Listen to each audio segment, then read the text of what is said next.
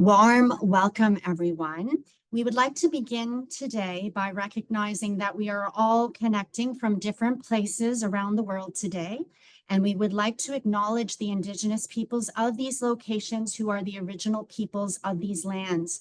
We express a great debt to these peoples and the lands where we live and work. We are also very grateful to the older generations as well as the younger generations for all that they do. Hello, everyone. I am Tara Collins. I'm a professor in the School of Child and Youth Care at Toronto Metropolitan University. I'm also an honorary professor at the Children's Institute at the University of Cape Town in South Africa. I just want to flag for you all that we're making a recording of this event to make it available to those who can't be here today. As a webinar, only the speaker will be visible in the recording. Those gathering in the room and on Zoom will not be visible. If you are in person and ask a question during the Q&A period later on, your voice may be picked up on the recording. If you are joining us online, you will be able to submit written questions throughout the webinar using the Q&A function on Zoom. We will answer questions at the end, time permitting. This webinar is available in English with real-time closed captioning available for other languages as per the Zoom platform. The translation provided via this platform is not perfect, but it works pretty well. This is how you access the real-time translation in Zoom. Participants should turn on closed captioning in Zoom by clicking on the closed captioning or show captions dialog box that's on the bottom panel of your Zoom screen. You can choose your preferred language for translated text in this closed captioning box too. For background, the host of this webinar is the International and Canadian Child Rights Partnership. It's an international research network that focuses on children's rights. Its goal is to further the implementation of children's rights in research, policy, and practice. The ICCRP has relationships across the world and among peoples of different generations. For more information, please visit our website. That's posted in the chat. And now, without further ado, for the presentation of problematizing concepts and terms in children's rights in the African children's rights system, a form of decoloniality, I am overjoyed to have my dear friend and colleague, Professor Robert Nanima, with us here in person and online with you all. Dr. Nanima is an associate professor and head of the Department of Criminal Justice and Procedure in the Faculty of Law at the University of Western Cape in South Africa. He has published widely and presented at various national and international conferences. He is an expert member of the African Committee of Experts on the Rights and Welfare of the Child. He also serves as Special Rapporteur on Children Affected by Armed Conflict and Chairperson of the Working Group on the Implementation of Decisions. Professor Robert Nanima is also Country Rapporteur for Tanzania, Nigeria, Malawi, Namibia, and Eswatini. He also serves as a member of the Working Group on Children's Rights and Climate Change. Before joining academia, Robert was a prosecutor with the Directorate of Public Prosecutions in Uganda for 9 years. Warm welcome, Robert. Thank you for being with us today. Over to you. Thank you.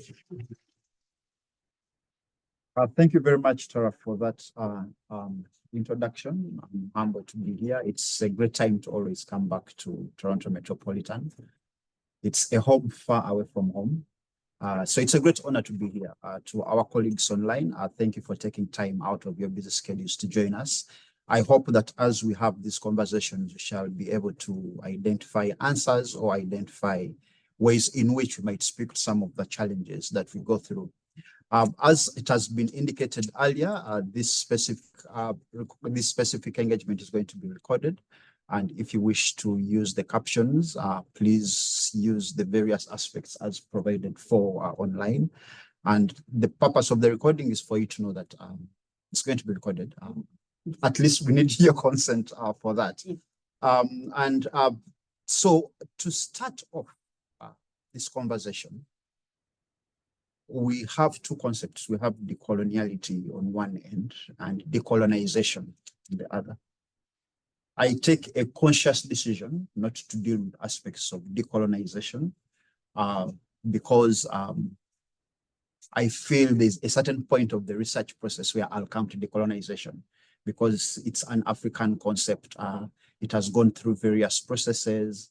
So I feel perhaps let me try to have the conversation from far away from home in the context of decoloniality as something that finds its place in the Americas, the Latin Americas, and how that relates. Our previous conversations that we have had also point to the fact that there are a lot of comparisons in terms of decoloniality and decolonization. And I think at its core, more often than not, there are a lot of things that we always do without consciously knowing that there are aspects of decoloniality or decolonization. So starting from that position is very important. At the time I discovered that was when I was having an interview with Tara, when she was asking me about the ways that the African Union engages aspects of decolonization and decoloniality. And it was interesting to learn that there's a lot that we have been doing. It's just that we have not been terming it as decolonization or as decoloniality. So it's important once you come to that introspection that yes, it's something that we have been doing. Perhaps if we are more conscious about it, we shall have more strategic inroads in engaging with this. So from the title, I try to problematize concepts and terms in children's rights, in the Africa children's rights system. And I'm asking if I'm to problematize these terms, would that be decoloniality? So maybe it might be decoloniality. Maybe it might not be. But there should be some sense of direction going forward. And I believe that I'll hear more from you in terms of the questions that will be brought to the fore. I also engage this from the perspective that usually it's a challenge when you're trying to break the status quo, when you're trying to disrupt. But I think it's not something that we should shy away from. At times, change is inevitable. At times, change is relevant. At times, change is the only thing that is constant. So it's not something that we should shy away from. And the other aspect is that the African Union has challenges with terminologies. It has challenges with concepts. While there could be a definition for terrorism, there is no definition for terrorist acts. At one point, Nelson Mandela was a terrorist, branded a terrorist, and was on the UN Security Council's list. But in one corner, he was seen as a liberator. So because of those concepts, the question of terminologies remains very relevant. I take an example of the aspects of warfare now. People are able to do many things on Facebook. People are able to reach out to others, come and join us as we liberate our country. Would they be freedom fighters? Would they be liberators? Would they be terrorists? So latching on a concept of terminology from a continental perspective will always remain a challenge. So I approach this from the perspective that it's a challenge. I don't attempt to solve that challenge, but rather to bring a conversation on how to engage these specific aspects. So there are specific terms that I'll try to problematize. I'll try to identify them as internal terms within the African human rights system, specifically the African Charter on the Rights and Welfare of the Child, but all they are external terms that have been used because of usage and in other spaces that we feel we can use them, but they're not necessarily in the Charter. So going forward, this is the overview. I attempt to give you an overview of the Africa Child Rights System. Then I identify those concepts. Then I attempt to problematize those concepts. And then I attempt to link them to coloniality. I hope that I do a good job in attempting to do this. Why I always like speaking about the Africa children's rights system, I've learned that it's not good to assume that persons know about it. More often than not, persons don't know much about it. So at times it's a good quick course to learn to engage on these specific aspects. So the Africa children's rights system can be both found in the UN Charter, in the UN Convention on the Rights of the Child, but more specifically in the African Charter on the Rights and Welfare of the Child. Following the coming into force of the UN Convention, there were some specific aspects that dealt with the African child that were not evident in the UN Convention. So on the basis of that lack thereof, the African Charter on the Rights and Welfare of the Child was introduced. It was introduced a year later, and there are specific aspects that it spoke to. For instance, it spoke to the situation of apartheid of children in South Africa. Then it's not something that was covered in the convention. It spoke on aspects of factors disadvantaging the female child, factors such as child marriages, one of the terminologies that we are going to deal with, factors such as harmful traditional practices, aspects of the extended family. In Africa, we have the extended family. It's not only nuclear.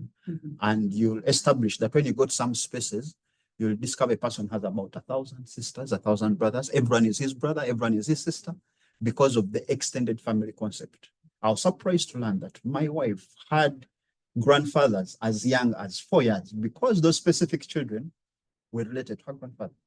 So the aspect of the extended family is very critical.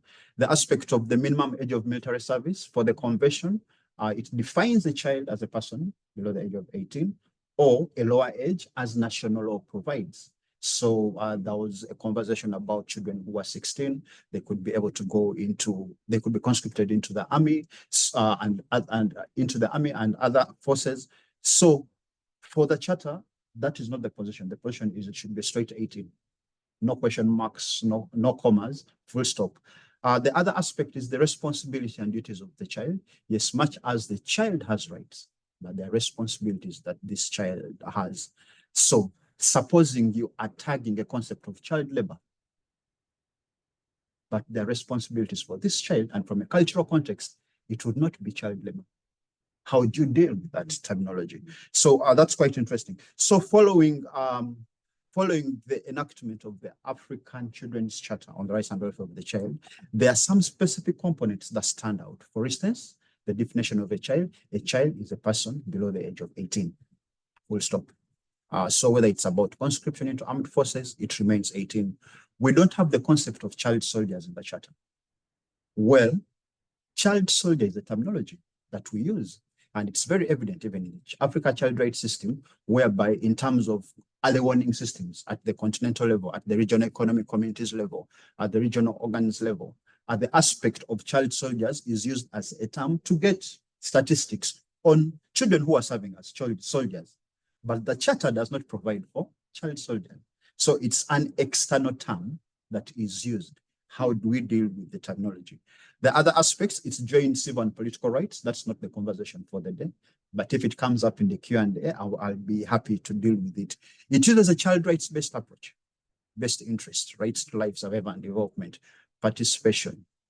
But more interestingly, the threshold of the child rights approach. In terms of best interest, the best interest is the paramount consideration. Under the convention, it's a paramount consideration. When it comes to aspects of non-discrimination, the state is an active participant. It's not a passive onlooker. When it comes to aspects of participation of the child, they are deliberately identified 6 spaces at the family level, at the local governance level, at the national level, at the continental level, at the regional level, at the international level. So in terms of participation, in my view, the threshold is higher under the African Child Rights System. Protection of the refugee child, that's another terminology. Refugee child, child refugee. But what's important is the fact that when it extends protection, it's not only to the child who is a refugee, but anyone who has left his home by virtue of any kind of internal displacement. So a child does not have to cross a border to benefit as a refugee, provided you have been displaced, even if it's still within the same country, you can get those benefits. The duty of the child, I've spoken about those. When you look at the duty of the child under Article 31, you discover that that duty speaks to the 6 spaces of participation that I've spoken about. And briefly, it's interesting to note that the Africa Children's Charter can only work if it has a human rights monitoring body that is able to monitor it. There is the adage that without a good human rights monitoring body, you'll not be able to do proper monitoring. So just like you have the ICC, the International Covenant on Political Rights, you have the Human Rights Committee. You have the Convention on the Rights of the Child, you have the CRC Committee. So for the Africa Children's Charter, we have the committee. And it plays it plays the role of monitoring the promotion and protection of the rights of the child. A quick point of departure is that the aspect of prevention does not reflect in its mandate, but it speaks prevention into promotion and speaks prevention into protection. So we can have a conversation about the committee. Now, having given you that rather lengthy background, what are these concepts? That's our conversation. We have the concept of child labor. Child labor is provided for under Article 16. And as a concept, sorry, I think I did something to my slides. Yes, and as a concept, it's to the end that a child can labor. When you look at child marriage, a child can be married. When you look at a child soldier, a child can be a soldier. When you look at child trafficking, children can be trafficked. A handicapped child. So when you look at the terminologies, there is something that they tend to present which does not help in dealing with actual aspects of affecting the child. For instance, when you talk about handicapped children, number 5, it will always lead to some kind of stigmatization. There is more emphasis on the handicap. There is more emphasis on the inability of the child than the agency of the child. There is focus more on the limitation that the child has than the fact that the child can be able to perform despite what he or she is going through. Supposing we use issues of friendly language such as child with disabilities, perhaps that could be better. When you look at child soldier, it places a focus on the deficiency or the defect or the problem that the child is going through. He can be a soldier. So if he's a soldier, what has he been doing? Has he been associated with armed forces and groups? Has he been involved with armed forces and groups? If so, what kind of punishments do we have for this specific child? Because of the concept of child soldier. Supposing we don't use child soldier, we say a child affected by armed conflict. You look at it holistically. It's not only the fact that this child might be a soldier, but that this child might be affected both directly and indirectly, and the promotion and protection of the rights of this child remains paramount, whether he is in a place of conflict, in transition, in a peaceful society, because protection should take a holistic approach. Another good example is child marriage. So you'll discover that specific children are grouped by virtue of the problem they are facing. Those ones are married. There's a study that we carried out in 2017, a continental study on the impacts of conflicts and crises of children in Africa, and children who had been wives to generals in armed groups. When they went back home, there was a stigmatization that was attached to them. Why? They called them those who were wives of the other people. A stigmatization, a grouping. So it creates a spectrum. On the other hand, we have these ones who were married. On this other hand, we have these ones who have never been married, who are good. Animal Farm, George Orwell. A very good example. The other aspect is that when you look at these terms, they oversimplify complex aspects. For instance, child labor. It's simplified to be child labor, but there are complex aspects. You can only understand child labor if you look at the historical undertones, the cultural undertones. I have a friend who is a child rights expert, a senior child rights expert in the African Union, but he used to look after cattle when he was young. And that was what he used to do from the time he was 7 years to when he clocked 19. And he says it was not child labor. It made him gain the resilience that he has. So, do we oversimplify by virtue of the fact that we're looking at child labor without contextualizing the various aspects? Supposing we call it children who are exploited, such that we are able to qualify it. The other aspect is the fact that we focus on the problems of the child rather than the agency of the child. A child soldier, child labor, child marriage, but there's an agency to have them protected other than looking at them as victims. Lastly, there is some kind of sensationalization. There is a time when specific organizations, when they're talking about armed conflict, It was about a child who was suffering in Africa with bombs flying over their heads. That changed. Nowadays, when they are talking about aspects of climate change and armed conflict, they don't use those pictures anymore. But they are still able to depict what happened to these children without necessarily adding a sensational look to it. So child abuse, it might be hard to change that. But supposing we attach a degree of context and sensitivity to child abuse, child marriage, supposing we call it children involuntary unions or illegal unions for purposes of dealing with the problem, other than creating stereotypes by virtue of the fact that we are calling them persons in child marriages, because it extends further. You start having child grooms and child brides. So that's to mention, but a few. So in terms of problematizing those concepts, we start sanitizing problems by virtue of adding the word child to the problem. We start showing that there's a lack of urgency with aspects of stigmatization, sensationalization, oversimplification. I've spoken about those. Now, when you come to the aspects of decoloniality, there are various principles. Speaking about them now will not be sufficient enough. I would require more than 2 weeks to do that. So I'll speak to a few, but the major 8 speak about centering marginalized voices, challenging dominant epistemologies, decentering the West narratives of how things should be understood. So I try to balance a few aspects of this with the terminologies that I have shared with you. For instance, in terms of sanitization, when you talk about children and you're calling them soldiers, is there a possibility that in doing so, you are maintaining the narrative that children can be soldiers? Is there a possibility that if it was to the end that you don't use the term child soldier, for instance, if you're centering on the marginalized voices, you're prioritizing the experience that the child is going through and dealing with it? Maybe in doing so, you'll deal with the stigmatization, you'll focus on the limitation, while at the same time providing a solution.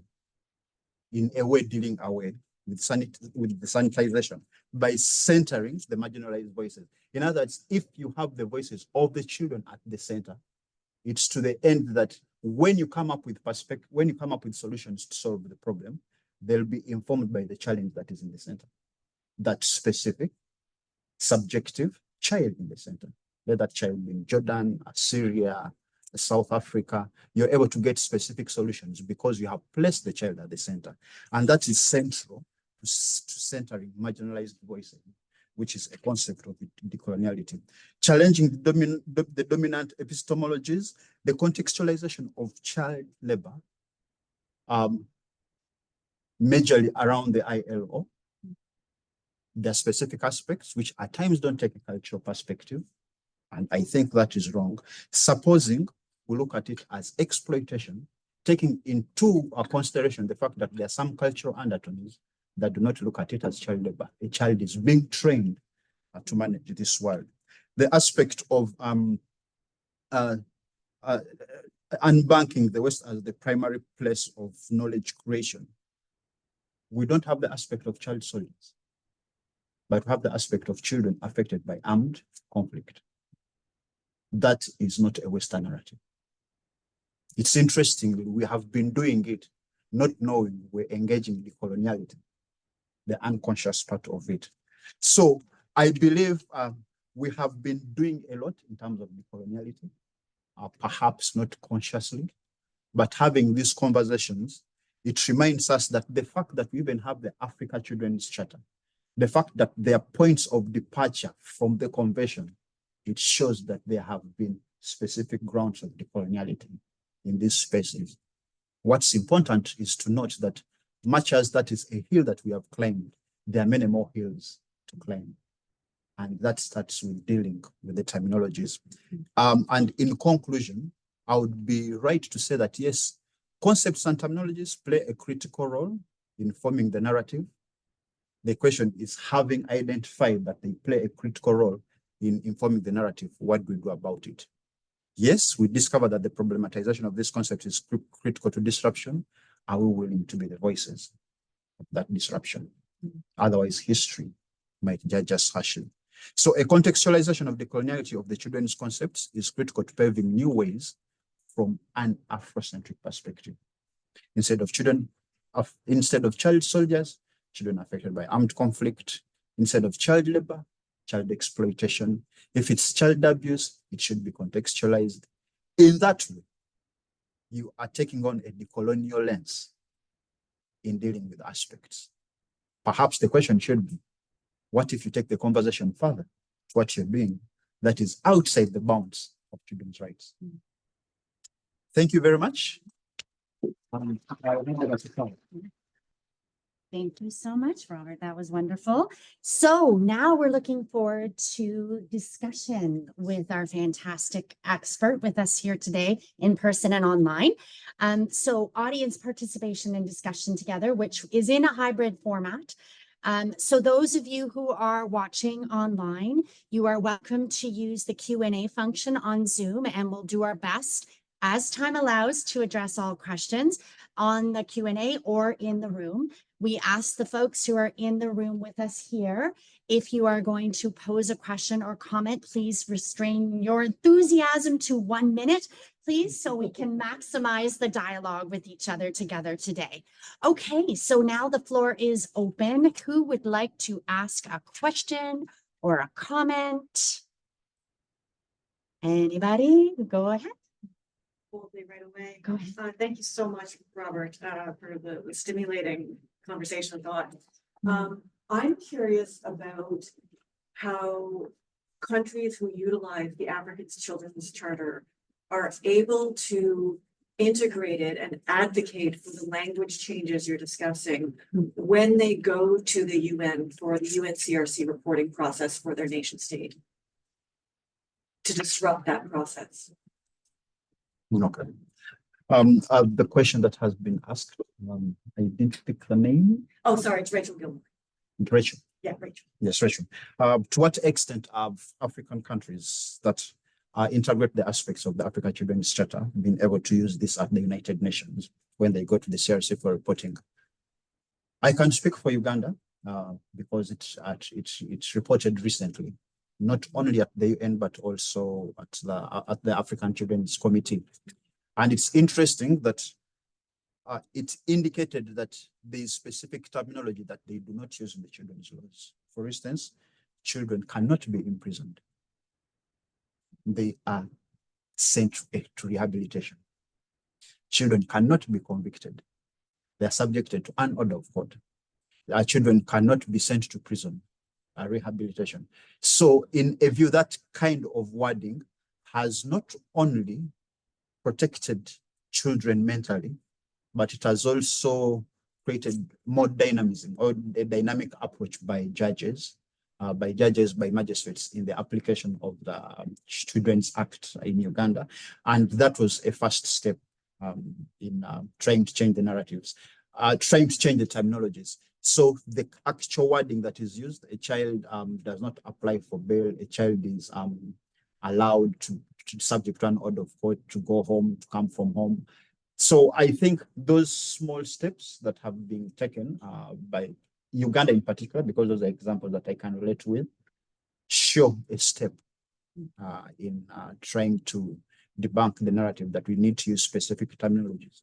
It should not be about using specific terminologies, but terminologies that will be not traumatic to the child, will not put a specific sense of sensational psychological impacts on the child. And I think that's a step in the right direction. With regard to the committee, those are questions that we ask. When countries report every 3 years, for those that are reporting for the first time, and subsequently every 2 years, in terms of breaking down narratives, in terms of using child-friendly language, in terms of having child-friendly courts, what steps are you taking? So those are questions that we deliberately ask. It's interesting that the committee has 11 members that have thematic areas. So when I'm asking as the special rapporteur CAC, I ask, why do you still have the word child soldiers in your laws? You should not be having it. So I think it has to be more deliberate, where members take it on directly in holding countries accountable, but countries embracing it, not as a fight, but something that is for the betterment of our children. Thank you, Rachel. I think there was one more question, Michelle. Yes, Michelle. So my name is Michelle. I'm a student of Monica Zares, and one of my discussion with Monica is for me to also problematizing the use of like children left behind or children stay behind in the context of migration. But even if I'm thinking about like children, for example, if I want to use something like children affected by migration, but it's still in a way that it's like I'm not sure whether this put the agency in the children or not, because I still like see, this children is affected, how poor of them.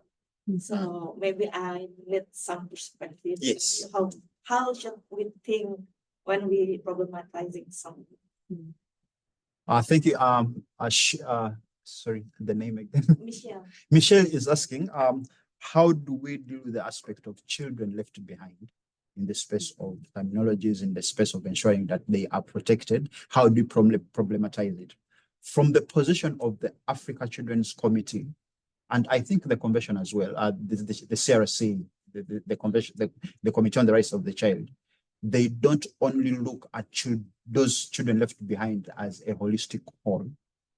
They approach it from the perspective that children are not homogeneous. So they try to unpack the various groups that these children would be in. The children without parental care, the children separated from their caregivers, the children who are in conflict with the law, there are those who have been arrested and detained. So looking at those different perspectives, it helps in having specifically streamlined engagements that would help to speak to their challenges, but try to attempt to have solutions. From the African perspective, we have the view that not only are children not homogeneous, but also the challenges they face are not homogeneous. So when we put the child who has been left behind at the center, we try to look out for the challenges. Is that child in a place of peace? Is that child in a space affected by armed conflict? Is it armed conflict or it is tension and strife? What is the severity of the conflict? Because the terrain is quite different in Africa. At times it's not a country, it's not a state force that is fighting an armed group. At times it's local communities. They're fighting for pasture. They're fighting for water. In Chad, they are fighting for resources and there's conflict. So how do you deal with that terrain? So looking at the multiplicity of challenges the child is facing, it's a good way to get a solution that might deal with that might help in dealing with the child, other than saying blankly that he has been left behind. Thanks for that question. And now we have questions online. So the first one is from Lucien, who asks, what is the place of the dignity of children in the African child rights system? So over to you. Yes, the place of dignity of the child in the African rights system, I think in my view, it follows the added value that we get from the charter itself in terms of the founding principles as to why it was enacted, looking at the gaps that were evident. Those gaps and engaging them were to the end that would find a way that provides for dignity that speaks to the peculiarity of the African child. For instance, a child who is affected by child marriages, a child who is affected by armed conflict, a child who is being subjected to harmful cultural practices. So I think in a way, that's a place of dignity. The fact that we have that as the platform, the fact that we have a higher threshold in terms of engaging the usual child rights-based principles. If you're looking at best interest, it should not simply be a paramount consideration. It should be the paramount consideration. And the recognition that the aspect of best interest, even in the African space, is not defined objectively. It's a moving target. What's best interest for the child in one area might not be what's the best interest for the child in another. I remember one time when I was a prosecutor, I went to court and there was this specific matter on maintenance, and the aspect of best interest was that the child did not have shampoo to wash his hair. But when you traveled a few thousands of kilometers out of Uganda, you noticed that best interest for a child in Somalia, it was not about shampoo, but it was about the fact that much as I've been affected by armed conflict and I'm in a refugee camp, I should be able to have the right to education in a language that I understand. And that language is not English, but it's a language, it's the Somali language. And the only person who can teach me is a refugee who has also left home because he understands the language. So the place of dignity is not only subjective, but it's not only objective, but it's very subjective. But the platform is, we start from the fact that there were gaps that were identified, and in engaging those gaps, dignity takes center stage. Thank you very much. Now we have another question online, and thanks for the link, Lucienne, and thanks for your question. Next, we have a comment. Moses says, great work, loving the discussion. Kathy Ann says, given the problematic nature of terms like child soldiers, how can we reframe the language around children involved in armed conflict to better reflect their victimization and need for protection, rather than inadvertently implying agency in their participation? Over to you. Thank you very much for this question. I think I spoke briefly to this when I was speaking about the need to turn from the term child soldiers to the term children affected by armed conflict. If you're looking at a child affected by armed conflict, you're recognizing just from the change of the terminology that that child might be affected both directly and indirectly. That child might be in a space of armed conflict, but the definition of armed conflict is also critical. Armed conflict in the sense that it could be armed conflict, given the severity of the use of weapons. It could be armed conflict, it could be tension, or it could be strife. So if there has been an election in a certain country, I'll call it Wakanda for purposes of this discussion. And because of that election, there's been violence that has broken out and children are not going to school. The fact that that child is not going to school, that's the same challenge that the child in the space of armed conflict is facing. The fact that that child is not having his right to education, is not able to access facilities, is the same that a child in a space where there's been an election is going through. Take an example, if there's a fire breakout somewhere in South Africa, that child will still not be able to go to school. So we understand armed conflict from the fact that it's not only in spaces of armed conflict, it's in spaces of armed conflict, tension, and strife, but most importantly, that even when these children are in transition, where they have been internally displaced, where they are refugees in camps, where they have ended up in peaceful situations, peaceful spaces, they have ended up in Toronto, what is the city of Toronto doing to ensure that the effects they are carrying with them are still engaged from the peaceful environment that they are in? So I think recognizing that the concept of child soldiers is problematic is the first step. Taking steps to use better language like children affected by armed conflict is the second step. Taking actual deliberate steps to speak to those challenges is the third step. And I believe it's not only within the purview of the state. There are other stakeholders, civil society organizations, persons who are in a place to make a change in the life of the child. All those are critical key players in this conversation. In terms of how to ensure that we don't reflect their victimization, but the need for protection and their agency, I think that is one point that the Children's Charter, the Africa Children's Charter, brings to the fore. We don't look at the child as a victim all the time. We look at this child as a person who is his own person, imbued with his own agency and rights. There's a specific case from South Africa where Albie Sachs, the judge, said children are not a mere extension of their parents, where they swim with them and sink with them, but they're children, they're persons in their own right, not umbilically connected to their parents, and they should be able to have their own agency to decide what to do, when to do it. And I think that is very critical to this specific question. Thank you very much for that question. Over to you. We have Yes. Erwin, over to you. Yes. Oh, I have a million questions, but no answer. I'm going to ask one if there's another time. Yes. Make my head swim. So that's good. Very good. So I understand there's a group called Concern for Working Children in India, and I've listened to them talk about this concept of child labor. And what they thought about was, well, your discussion of problematizing the terms like children in armed conflict. I'm interested in what they're interested in. What does it mean for children on the ground? There's no point. I mean, well, I shouldn't say that. I'm assuming you're not just talking about it for an academic exercise, like this is about children. And so what they did was they moved away from, like many, the child labor, ending child labor, but to create better working conditions. So is what you're suggesting by talking about children in an armed conflict and moving away from the problem, and certainly talking to children who are in armed conflict, who may not say they're victims when they pick up a gun. I'm assuming you might want to, I don't know if we listen to that or not. Are we talking about better conditions if children are going to be involved in armed conflict, meaning picking up guns or whatever and fighting? We should look at better conditions for them to do that, or some rules that give them rights.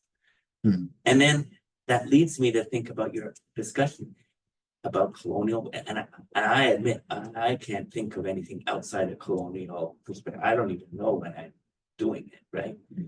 But is child rights a colonial perspective, and is it problematic itself, this concept of child rights? Okay, thank you very much for those questions. I think there are two questions. The first question is, when we're talking about children affected by armed conflict and the space of decoloniality, are we talking about having a space where they can thrive, where they can work better, where they are better protected as child soldiers in the space of armed conflict? Yes. I think I'll start with that. That's not what we're saying. Sorry? That's not what we're saying. What we are saying is that they should not be involved at all in anything to do with armed conflict. They should not be affected, whether directly or indirectly. There is a specific conference that we had in 2017, a conference on children affected by armed conflict. There were about, I think, 100 children. They came up with a document at the African Union, and they told us, we want to go and play. End the wars. You started them. Then at another conference, they told us, if you want to be peaceful when you are 80, you need to ensure that you have the right doctors, the right pilots, the right teachers, the right educators. And it starts with you protecting us to be able to do that to you when you're 80. Otherwise, the fact that you're protected and you're not going, you're running away from that role, you are not doing what you should be doing. So the narrative is children should not be involved at all. The starting point is that they should not. In spaces where they are, their rights should not be trampled upon. The child rights-based approach should not be trampled upon. We have a specific document called the General Comment on Article 22 on children in conflict situations. It gives guidance on how to promote and protect the rights of children in armed conflict. So when it comes to participation as a principle, it states with clarity that the fact that they are in armed conflict, their participation it does not come out because of the conflict around them. They are more passive, they are more engaged passively, and they don't have a say on whether they should hold the gun, whether they should go ahead and kill people, whether they should go ahead and wreak havoc, because they are following rules. So the narrative is not that we want their rights to be protected in spaces of conflict. No, they should not be conflict in the first place. And where there is conflict, they should not be the victims. When we start from that perspective, then we are able to deal with aspects of mitigation. How do we move away from this? How do we have a vision that seeks to reduce the effects of armed conflict across the globe? So it's about not having any armed conflict. It's from there that we start. It's not about ensuring that they have the right gear, they have the right guns, they have the right artificial intelligence to involve in armed conflict. No, it's about the fact that they should not be in spaces of armed conflict. Then the other question is children's rights a Western concept? Colonial. A colonial concept? I don't think so. We have always had rights. It's just that perhaps we have packaged them differently at different spaces. Before the British colonized Kenya and Uganda, there was an education in place. It might have been informal education. It might have been communal education, but it organized the young persons in the society to be specific, to be adults in a specific light. That was education. The problem with colonization is that it disrupted that concept. It made it look like anything to do with your traditional education is bad. Anything to do with you learning how to sing, you learning about the old people, you learning about how things were done in your community is bad. So you should take on the English syllabus. You should take on the French syllabus. You should be assimilated. That is where the problem came. And it's taken further that in some spaces, when you look at history, there's no history before colonization. And that's a very big problem. There are some spaces where there are tourist sites that have been set up. But when you look at what is promoted as history, it's history from the colonial period to date. But what about before? For instance, we have Lake Victoria in East Africa. Why we cannot agree on a name is because Uganda has a different name for its part. The lake is across 3 countries. Kenya has a different name for its part.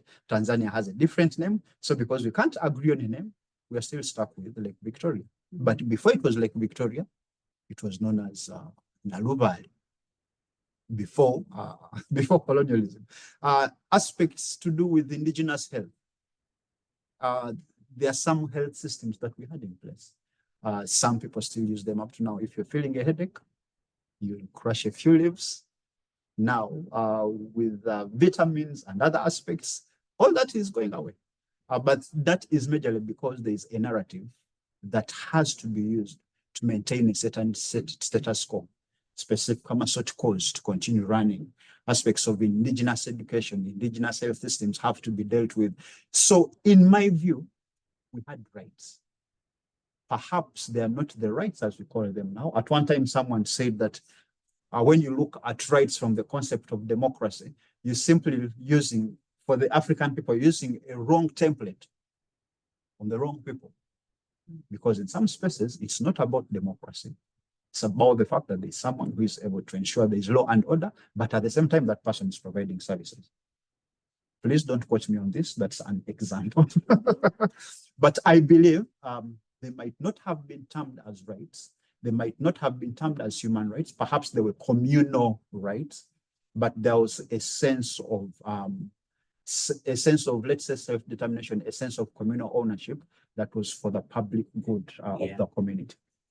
We have lots of questions online, so maybe I'll just read out 3 of them, and, Sure. and if you could take notes, we'll go from there. Okay. So, and we'll do our best in our time together to get to all of them. So, Eswa Shesu, I'm sorry if I'm pronouncing your name incorrectly. How colonial is the... That's right. Thank you. How important distinction. How decolonial is the African Children's Charter itself when most of the provisions are only an adoption or adaptation of the CRC, and states parties are allowed to submit the same reports to the UN committee as well as the African Children's Committee? Should the 2 committees be functioning together or separately? The next question is from N. Moni about children in the place of safeties or children's homes. What happens when they attain 18 years and have no family, no employment? At this age, they would only have past matriculation. My understanding is that they can't be in the institution for children. What then happens to them? And then the third question, and then we'll let you answer quickly. Sanji asks, thanks to the presenter, very informative. What the Ugandan system is doing for children is applauded, but I would like to know what systems are in place to ensure supervision of that child who is sent back home into the very atmosphere which could be responsible for their circumstances. So we'll take a pause for you attempting to answer those questions, and I'll just leave them up here if that's helpful too. So, okay. For some reason, they're changing order because I've mentioned them. What have you written? Yeah, you've written them. Okay, so we're good. Thank you. So thank you very much. The first question was how decolonial is the charter, the African Charter on the Rights of the Child, since most of its provisions are a replica of the UNCRC. Shouldn't they be functioning together, for instance, in terms of reporting? I'll start from the last aspect. Shouldn't they be functioning together in terms of reporting? When you look at why the UNCRC was adopted, it was a global move.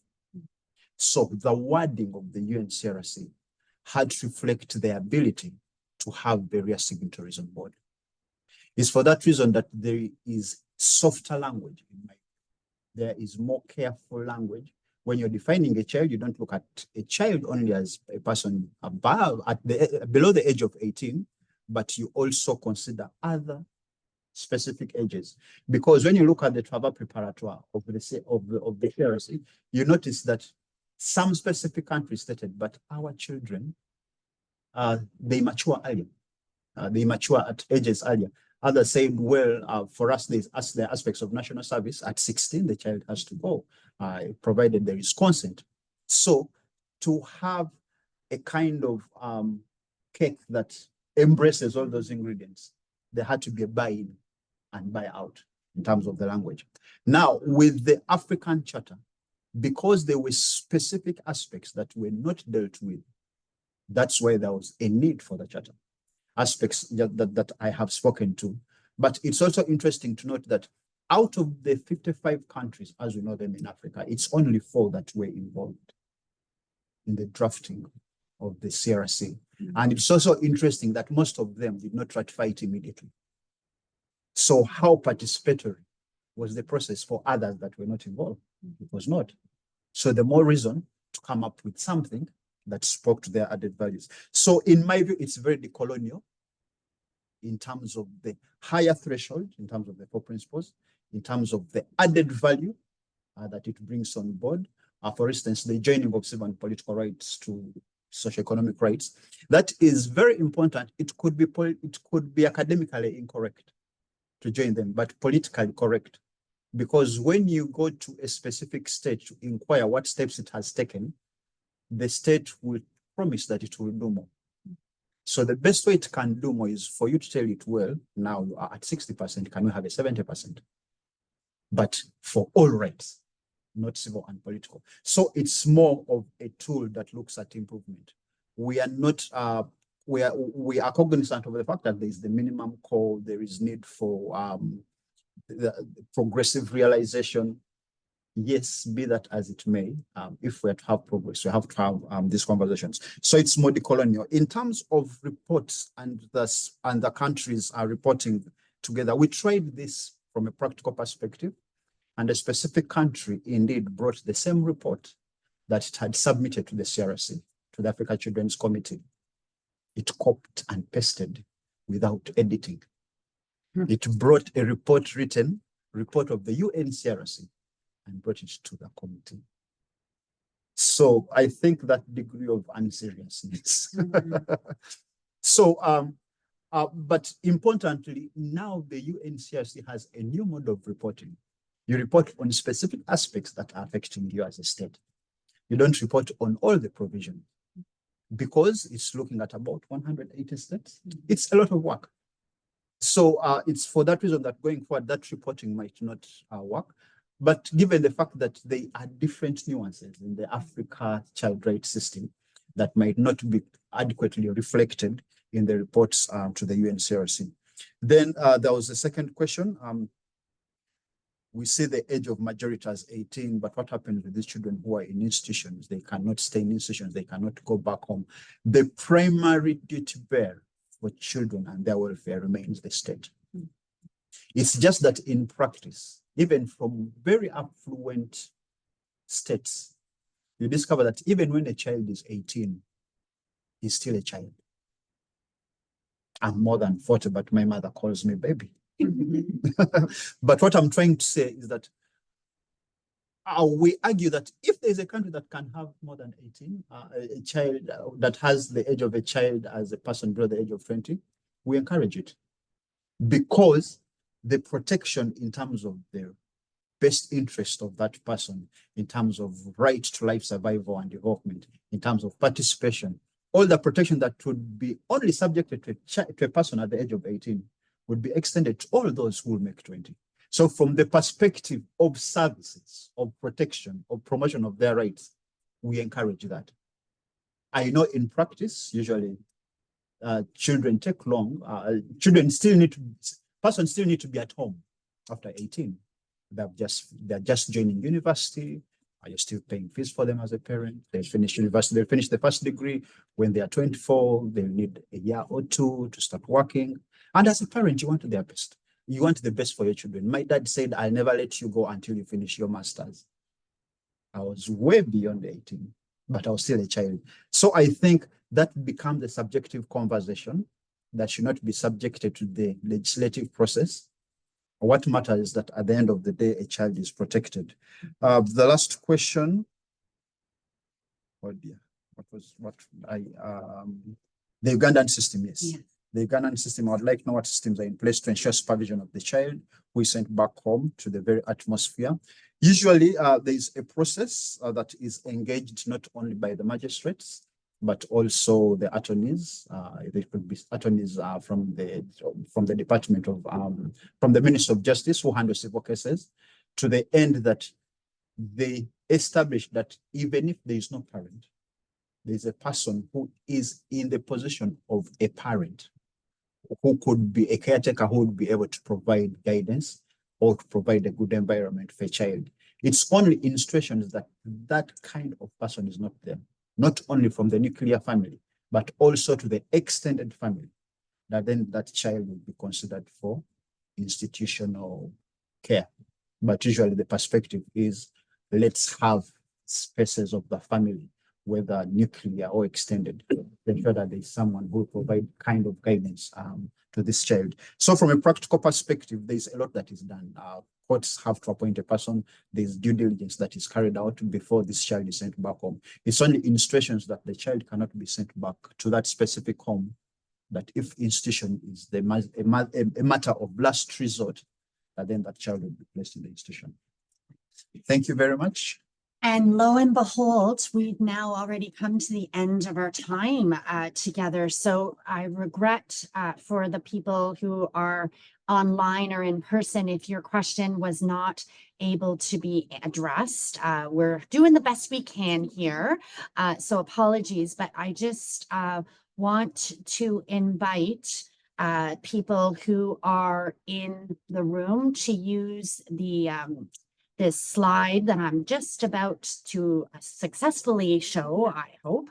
And there is an online poll that you can use if you're online to please just take 2 minutes and let us know what you think about this event to support our, thank you, our efforts for a participatory evaluation so that we can continue to improve and provide more opportunities for dialogue and reflection. I suppose one thing is it would be great to have more time together today formally, but regretfully we have to end it. And as they say, all good things must come to an end, and that's certainly true today. So thank you so much, everybody. Please take a moment and fill out the questions. It's of course, your identity is protected. So please just complete the questions, and they're quick and easy. And we will wish you well. And thank you so much for joining us today. And a big thank you to our fantastic speaker who is here with us today, and for all the time and effort that you shared with us. And thanks to all of you for joining us in person or online. The recording for this session will be provided thanks to Professor Nanima's willingness to share this online on our website. So we will let our contacts know when that is available. So we'll wish you all very well. Thank you so much, everybody. Best wishes, and we are closing out now. Thank you so much. Bye-bye. Okay.